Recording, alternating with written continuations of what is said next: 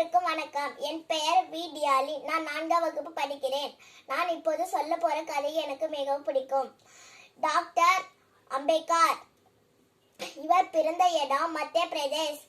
இவர் வீட்டில் கடைசி பிள்ளை. இவர் அம்மா பெயர் பீமாபாய், அப்பா பெயர் ராம்ஜி.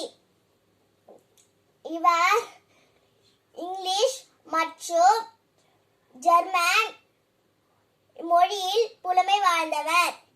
இவர் வீட்டில் படிக்க வசதி இல்லாமல் ஆட்டுக்கும் நடுவிலும் மூட்டைக்கும் நடுவிலும் உட்கார்ந்து படித்தவர். இவர் சிறந்த எழுத்தாளர்.